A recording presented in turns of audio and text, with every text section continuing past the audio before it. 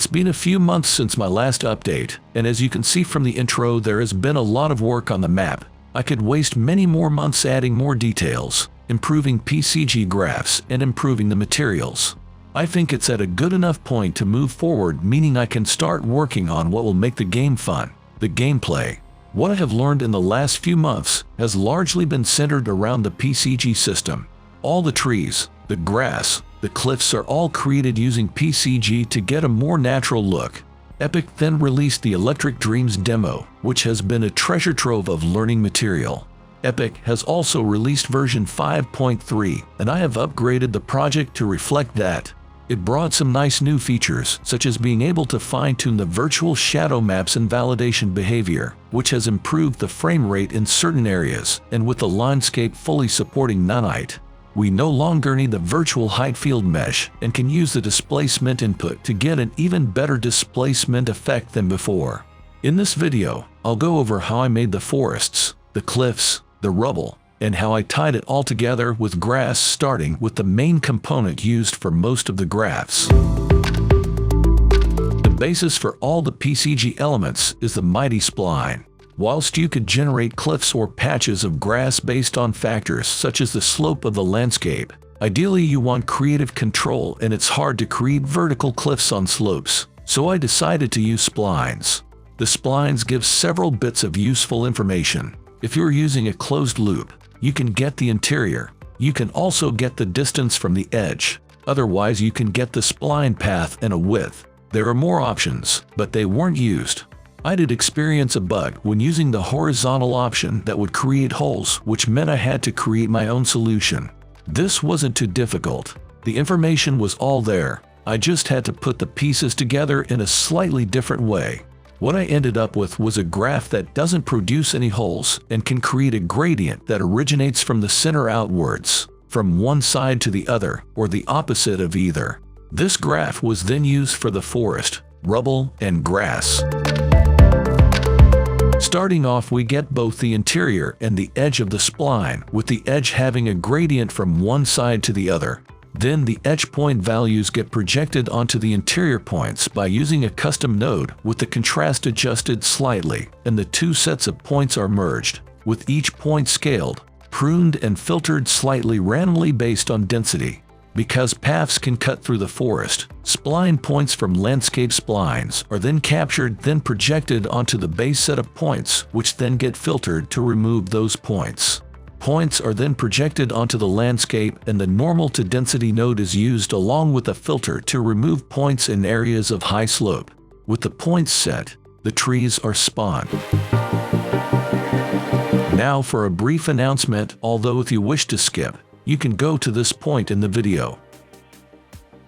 I have decided to set up a Patreon. The reason is so that I can use the funds to support full-time development and potentially even contract help for various parts. It's also a way I can provide early access to not just a playable build of the tower defense game, but also the grid-based navigation plugin I was working on, which would allow me to gain invaluable feedback. These are available right now in their current state, although the game doesn't have anything to offer beyond moving a camera.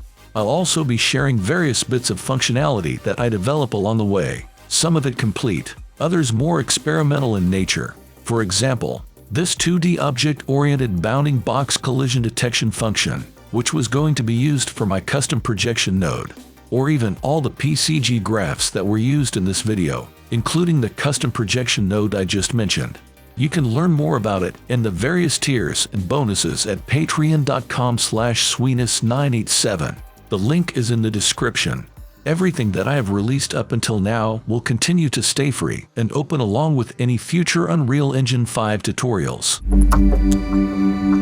The cliffs are a little more involved as it includes materials and assembly methods learned from the Electric Dreams demo. For example, the materials include a distance field ambient occlusion mask that allows for dynamic texturing in all the creases, cracks, and various overlapping points between meshes. The effect does disappear at larger distances, with a potential fix for this being to simply bake the textures.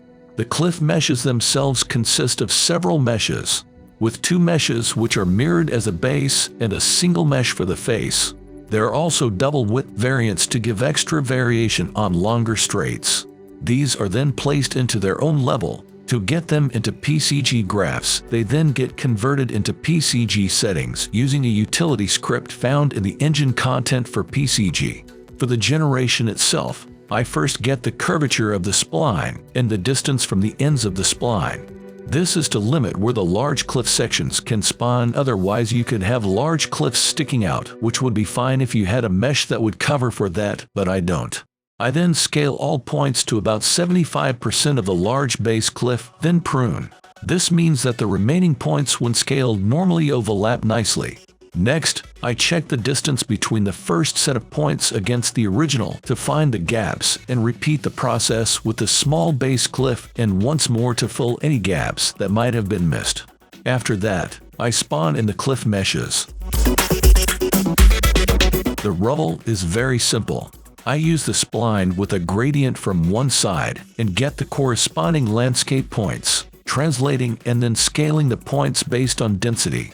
The points are split into two groups, the large boulders and the small rocks, with the small rock group having points removed based on their density like the forest, and that the lower the density, the higher chance the point gets removed. Afterwards, the meshes are spawned. The grass is done slightly differently in that it uses the level's PCG volume and is done in a more global context. We start by sampling the landscape and then getting all the resulting points from the forests, cliffs, and rubbles to use as a way of creating fall-off for the grass, which is done by getting the distance from the landscape points to set points. This gives a more natural effect rather than the grass immediately cutting off. I also get the landscape splines so I can carve out the roads much the same way as the forests. In order to have grass appear on top of the cliffs, I used another graph, but not a graph specifically for grass. It is a helper graph that uses a spline and then projects the points downwards using line traces and outputs the result. Using this, I can have the grass spawned on any mesh given the correct trace response. I then replace the landscape points in these areas with the line trace points. Once all the points are ready, the grass is spawned. That's it for now. If you enjoyed this content and wish to see more, you know the drill. Till next time, thank you for watching.